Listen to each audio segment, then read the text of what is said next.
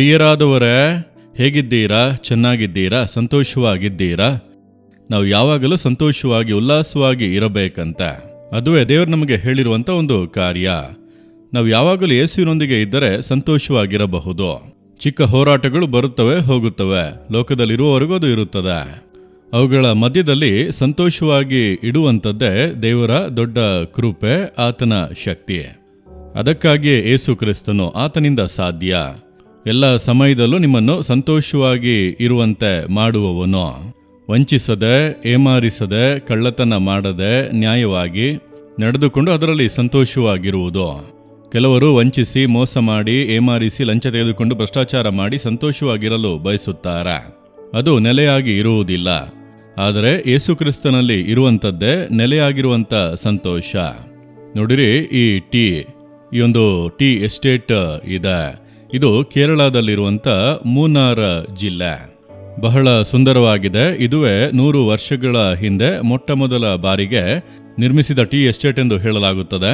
ಬಹಳ ಸುಂದರವಾಗಿದೆ. ಇದರ ತುದಿಯಲ್ಲಿ ಬರುತ್ತದಲ್ವಾ ಈ ಒಂದು ಚಿಗುರು, ಅದನ್ನೇ ಕಿತ್ತು ಇದನ್ನು ತೆಗೆದುಕೊಂಡು ಹೋಗಿ ಪ್ರಾಸೆಸ್ ಮಾಡಿ ನಮಗೆ ಟೀ ಆಗಿ ಸಿಗುತ್ತದೆ. ಇದರ ಮೂಲಕ ಅನೇಕ ವೆರೈಟಿಗಳನ್ನು ಅವರು ಮಾಡುತ್ತಾರೆ. ಬಹಳ ಆಶ್ಚರ್ಯವಾಗಿ ಇದೆ ಅಲ್ಲ? ದೇವರು ಈ ರೀತಿಯಾಗಿ ಒಂದು ಗಿಡವನ್ನು ಸೃಷ್ಟಿಸಿ ಮನುಷ್ಯರಿಗೆ ಅವಶ್ಯವಾಗಿರುವಂಥ ಟೀ ಸಿಗುವಂತೆ ಮಾಡಿದ್ದಾರೆ.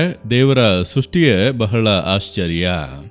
ದೇವರು ಈ ರೀತಿಯಾಗಿ ಮನುಷ್ಯರಿಗಾಗಿ ಎಷ್ಟು ಕಾರ್ಯಗಳನ್ನು ಸೃಷ್ಟಿಸಿ ಕೊಟ್ಟಿದ್ದಾರಲ್ಲ. ಮನುಷ್ಯರು ದೇವರು ಸೃಷ್ಟಿಸಿದ್ದನ್ನು ಅವರು ಪರಾಂಬರಿಸಿ ಅದನ್ನು ಕಾಪಾಡಿ ಅದನ್ನು ಅನುಭವಿಸಬಹುದು ಅಷ್ಟೇ. ಅವರಿಂದ ಹೊಸದಾಗಿ ಏನನ್ನು ಸೃಷ್ಟಿಸುವುದಕ್ಕೆ ಆಗದು. ದೇವರು ಮಾತ್ರವೇ ಸೃಷ್ಟಿ ಮಾಡುವವರು. ಆ ದೇವರು ಇಂದು ನಿಮಗೆ ಯಾವ ವಾಕ್ಯವನ್ನು ಇಟ್ಟಿದ್ದಾರೆ ಗೊತ್ತಾ? ಕೀರ್ತನೆಗಳು 46:7 ವಾಕ್ಯದಲ್ಲಿ, ಸೇನಾಧೀಶ್ವರನಾದ ಯೆಹೋವನು ನಮ್ಮ ಸಂಗಡ ಇದ್ದಾನೆ, ಯಾಕೋಬ ವಂಶದವರ ದೇವರು ನಮಗೆ ಆಶ್ರಯ ದುರ್ಗವಾಗಿದ್ದಾನೆ. ಕರ್ತನಿಗೆ ಒಂದು ಹೆಸರಿದೆ, ಸೇನೆಗಳ ಕರ್ತನು. ಅಂದರೆ ಆರ್ಮಿ. ಸೇನೆ ಅಂದರೆ ಆರ್ಮಿ ತಾನೆ, ದೊಡ್ಡ ಒಂದು ಸೈನ್ಯಗಳ ಕರ್ತನು ಎಂಬುದಾಗಿ ಆತನಿಗೆ ಹೆಸರುಂಟು. ದೇವರಿಗೆ ಸೇನೆ ಎಲ್ಲ ಇದೆಯಾ? ನಿಜ. ಕೋಟ್ಯಾನುಕೋಟಿ ದೂತರನ್ನು ತನ್ನ ಸೇನೆಯಲ್ಲಿ ಇಟ್ಟಿದ್ದಾರೆ. ಮಿಕಾಯೇಲ್ ದೂತರು ಕೈಯಲ್ಲಿ ಕತ್ತಿಯನ್ನು ಹಿಡಿದಿರುತ್ತಾರೆ, ಯುದ್ಧ ಮಾಡುವಂತ ದೂತರು. ಗೇಬ್ರಿಯಲ್ ದೂತರುಗಳು ಸಂದೇಶಗಳನ್ನು ತರುತ್ತಾರೆ, ಕೊಂಡೊಯ್ಯುತ್ತಾರೆ. ದೇವರು ಆ ರೀತಿ ಯುದ್ಧಕ್ಕಾಗಿಯೇ ಒಂದು ಸೇನೆಯನ್ನು ಇಟ್ಟಿದ್ದಾರೆ. ಯಾಕೆ ದೇವರಿಗೆ ಈ ರೀತಿ ಒಂದು ಸೈನ್ಯ ಬೇಕು ಅಂದರೆ ಅದು ಆತನಿಗಲ್ಲ, ಆತನಿಂದ ಸೃಷ್ಟಿಸಲ್ಪಟ್ಟಂತ ಮನುಷ್ಯರಾಗಿರುವಂಥ ನಮಗಾಗಿ ಆ ಸೇನೆಯನ್ನು ಇಟ್ಟಿದ್ದಾರೆ. ನಮಗೆ ಯಾಕೆ ಅಂದುಕೊಳ್ಳುತ್ತೀರಾ? ನಮಗೊಬ್ಬ ಶತ್ರು ಇದ್ದಾನಲ್ವಾ, ಸೈತಾನನು. ಮರೆಯಾಗಿದ್ದು ಕಾರ್ಯ ಮಾಡುವವನು, ಕಣ್ಣಿಗೆ ಕಾಣುವುದಿಲ್ಲ. ಈ ಲೋಕದಲ್ಲಿ ನಡೆಯುವಂಥ ಎಲ್ಲ ಕೇಡುಗಳಿಗೂ ಕಾರಣ ಅವನೇ. ಒಬ್ಬರು ದೇವರನ್ನು ನಂಬಿ ಆತನನ್ನು ಹಿಂಬಾಲಿಸಲು ಪ್ರಾರಂಭಿಸಿದರೆ ಅವನಿಗೆ ಕೋಪ ಬರುತ್ತದೆ, ಹೊಟ್ಟೆ ಕಿಚ್ಚು ಬರುತ್ತದೆ, ಕೇಡು ಮಾಡಲು ಬಯಸುತ್ತಾನೆ. ಆ ಸೈತಾನನಿಗೆ ಒಂದು ಸೇನೆ ಇದೆ ಅಂತೆ. ವಾಕ್ಯದಲ್ಲಿ ಹೇಳಲ್ಪಟ್ಟಿದೆ, ಆಕಾಶ ಮಂಡಲದಲ್ಲಿ ಕ್ರಿಯೆ ಮಾಡುವ ದುಷ್ಟ ದುರಾತ್ಮಗಳ ಸೇನೆ. ಸೈತಾನನ ಸೇನೆಗೆ ಹೆಸರೇನು ಗೊತ್ತಾ? ದುಷ್ಟ ದುರಾತ್ಮಗಳ ಸೇನೆ. ಅದು ದುಷ್ಟ ಕಾರ್ಯಗಳನ್ನು ಮಾಡುತ್ತದೆ, ಮನುಷ್ಯರನ್ನು ದಾಸತ್ವದಲ್ಲಿ ಇಡುತ್ತದೆ, ಪಾಪದೊಳಗೆ ಮಾಡುತ್ತದೆ, ಮನುಷ್ಯರೊಳಗೆ ಭಯವನ್ನು ಉಂಟು ಮಾಡುತ್ತದೆ, ವ್ಯಾಧಿಗಳನ್ನು ಉಂಟು ಮಾಡುತ್ತದೆ, ಅಪಘಾತಗಳನ್ನುಂಟು ಮಾಡಿ ಮರಣ ಬಾಧೆಗಳನ್ನುಂಟು ಮಾಡುತ್ತದೆ. ಈ ರೀತಿ ಎಲ್ಲ ಕೇಡಿನ ಕಾರ್ಯಗಳಿಗೂ ಕಾರಣ ದುಷ್ಟ ಸೈತಾನನು, ಅವನ ಸೈನ್ಯ. ಹಾಗಾಗಿ ದೇವರು ತನ್ನ ಮಕ್ಕಳನ್ನು ಈ ಎಲ್ಲ ಕೇಡುಗಳಿಂದ ತಪ್ಪಿಸುವಂತೆ ಒಂದು ಸೈನ್ಯವನ್ನು ಇಟ್ಟಿದ್ದಾರೆ. ಆ ಸೇನೆಯನ್ನು ಕಳುಹಿಸಿ ನಮ್ಮನ್ನು ಕಾಪಾಡುತ್ತಾರೆ.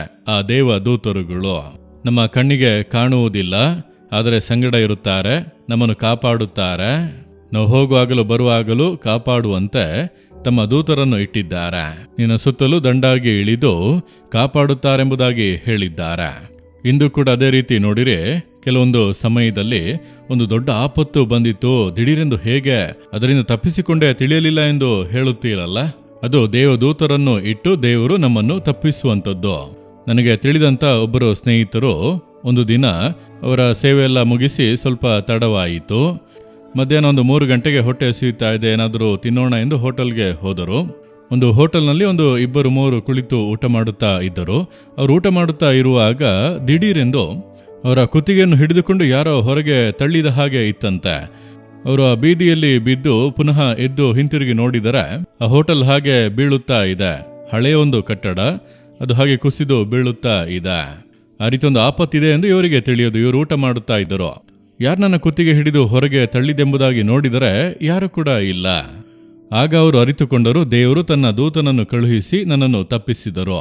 ಈ ರೀತಿ ಅನೇಕ ಆಪತ್ತುಗಳಿಂದ ನಮ್ಮನ್ನು ತಪ್ಪಿಸಿ ಕಾಪಾಡುವುದಕ್ಕಾಗಿಯೇ ದೂತರು. ಹಾಗಾಗಿ ದೇವರೇ, ನನಗಾಗಿ ನೀವು ನೇಮಿಸಿರುವಂಥ ದೇವದೂತರುಗಳಿಗಾಗಿ ಸ್ತೋತ್ರ ಎಂದು ಹೇಳಿರಿ. ದೇವರೇ, ನನ್ನನ್ನು ಕಾಪಾಡಲು ದೂತರನ್ನು ನೇಮಿಸಿದ್ದೀರಿ, ಸ್ತೋತ್ರ ಎಂದು ಹೇಳಿರಿ. ಮಕ್ಕಳನ್ನು ಸ್ಕೂಲ್ಗೆ ಕಳುಹಿಸುವಾಗ ದೇವದೂತರು ಸಂಗಡ ಹೋಗುತ್ತಾರೆಂಬುದಾಗಿ ನಂಬಿರಿ. ನೀವೆಲ್ಲೇ ಹೋದರೂ ಕೂಡ ದೇವದೂತರನ್ನು ಕರ್ತನು ಸುರಕ್ಷತೆಯಾಗಿ ಇಟ್ಟಿದ್ದಾನೆ, ಸ್ತೋತ್ರ ಎಂದು ಹೇಳಿರಿ. ಆಗ ನೀವು ಆ ಒಂದು ಸುರಕ್ಷತೆಯಲ್ಲಿ ಇರುವಿರಿ. ಹೇಳುವಿರಾ, ದೇವರೇ, ನೀವು ಸೇನೆಗಳ ಕರ್ತನು, ನನ್ನನ್ನು ಕಾಪಾಡುವುದಕ್ಕಾಗಿ ನೀವು ಆ ಸೇನೆಯನ್ನು ಇಟ್ಟಿದ್ದೀರಿ. ನಿಮ್ಮ ದೂತರು ಪ್ರತಿನಿತ್ಯ ನನ್ನ ಜೊತೆಗೆ ಬಂದು ನನ್ನನ್ನು ಕಾಪಾಡಿ ನಡೆಸುವಂಥ ಪ್ರೀತಿಗಾಗಿ ಸ್ತೋತ್ರ ಸ್ತೋತ್ರ. ಈ ರೀತಿಯಾಗಿ ನಂಬುವಂಥ ಪ್ರತಿಯೊಬ್ಬೊಬ್ಬರಿಗೂ ಕೂಡ ನಿಮ್ಮ ಸುರಕ್ಷತೆಯನ್ನು ಅನುಗ್ರಹಿಸುತ್ತೀರಿ. ಇಂದು ಕೂಡ ಸುರಕ್ಷತೆಯನ್ನು ಅನುಗ್ರಹಿಸಿ ನಡೆಸಿರಿ. ಯೇಸುವಿನ ನಾಮದಲ್ಲಿ ಆಮೇನ್, ಆಮೇನ್.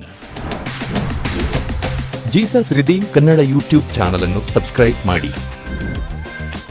ಸಬ್ಸ್ಕ್ರೈಬ್ ಬಟನ್ ಕ್ಲಿಕ್ ಮಾಡಿ ಮತ್ತು ಬೆಲ್ ಬಟನ್ ಒತ್ತಿ.